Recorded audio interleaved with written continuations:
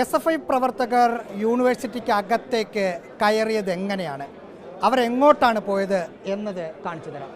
ഈ കാണുന്ന വലിയ കതക് ഇത് ചവിട്ടി കുറേ സമയമെടുത്ത് തള്ളി തുറന്നാണ് SFI പ്രവർത്തകർ അകത്തേക്ക് കയറിയത്.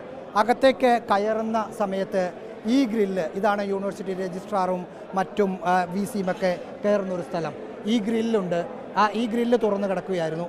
അതിൻ്റെ അകത്തേക്ക് SFI പ്രവർത്തകർ ചാടിക്കയറി ഈ കാണുന്ന ഇടത് വശത്തോടു കൂടി VCയുടെ സ്ഥലത്തേക്ക് കയറുകയാണ്. ഇവിടെ സമരം കഴിഞ്ഞ് ഒരു ഉന്തും തള്ളും കഴിഞ്ഞ് വിശ്രമിക്കുന്ന പോലീസ് ഉദ്യോഗസ്ഥരാണ് ഈ ഇരിക്കുന്നത്. ഈ ഭാഗത്തോടു കൂടിയാണ് SFI പ്രവർത്തകർ അകത്തേക്ക് കയറിയത്. ഈ സമയത്തൊന്നും പോലീസ് പ്രതിരോധിക്കാൻ നോക്കിയുമില്ല. കുറച്ച് പ്രവർത്തകരായി വന്ന് നേരെ മുകളിലേക്ക് പോവുകയാണ് ചെയ്തത്. ഇവിടെ കാണാം, അറസ്റ്റ് ചെയ്ത് കൊണ്ടുപോയ SFI പ്രവർത്തകരുടെ ചെരുപ്പുകളും മറ്റുമാണ്. ചിലരെ തൂക്കിയെടുത്തു, ചിലരെ പൊക്കിയെടുത്തു, ചിലരെ വലിച്ചഴച്ചൊക്കെയാണ് കൊണ്ടുപോയത്. അവരുടെ ചെരുപ്പുകളും മറ്റുമാണ് കിടക്കുന്നത്.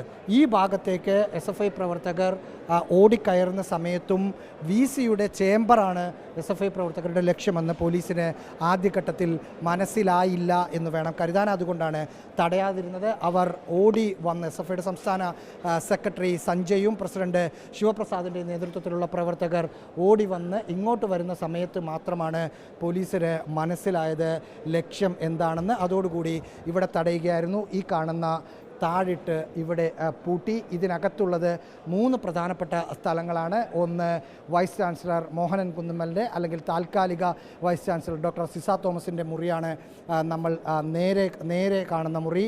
ഒപ്പം സിൻഡിക്കേറ്റ് യോഗം ചേരുന്ന ഹാള് അവിടെയുണ്ട്. ഒപ്പം VC നിയമിച്ച താൽക്കാലിക രജിസ്ട്രാർ ഡോക്ടർ മിനി ഡിജോ കാപ്പൻ്റെ മുറി. ഈ 3 സ്ഥലങ്ങളാണ് പ്രധാനമായും ഉള്ളത്. അതിനകത്തേക്ക് ഏതു വിധേനയും കയറും എന്നതായിരുന്നു SFIയുടെ പ്രഖ്യാപനം. പക്ഷേ അതിനകത്തേക്ക് SFI പ്രവർത്തകർ കയറി ഏതെങ്കിലും തരത്തിലുള്ള അനിഷ്ട സംഭവങ്ങൾ ഉണ്ടാക്കുകയാണെങ്കിൽ അത് പോലീസിനെ കൊണ്ട് പിടിച്ചാൽ കിട്ടാത്ത ഒരു പ്രശ്നമായി ഇവിടെ നിൽക്കുന്ന ഉദ്യോഗസ്ഥർ വലിയ നടപടികൾ നേരിടേണ്ടി വരുന്ന തരത്തിലുള്ള പ്രശ്നമാകുമെന്ന് പോലീസ് ഉദ്യോഗസ്ഥർക്ക് മനസ്സിലായി. അതനുസരിച്ച് അവർ ഇവിടെ തടയുകയാണ് ഉണ്ടായത്. 2 DCPമാരുടെ നേതൃത്വത്തിൽ പോലീസ് ഉദ്യോഗസ്ഥർ വന്ന് പ്രവർത്തകരെ തൂക്കിയെടുത്ത് ആദ്യം അവരോട് സംസാരിച്ചു.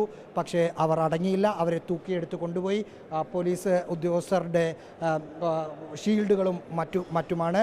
ഇതിനുശേഷം ഈ സംഘർഷം അയഞ്ഞതിനു ശേഷം അവരിവിടെ വെച്ചിരിക്കുന്നത് കാണാം. ഏതാണ്ട് 3 മണിക്കൂറിലധികം സംഘർഷഭരിതമായ ഒരു അന്തരീക്ഷത്തിന് ശേഷം CPIMൻ്റെ സംസ്ഥാന സെക്രട്ടറി MV ഗോവിന്ദനെത്തി നിങ്ങൾ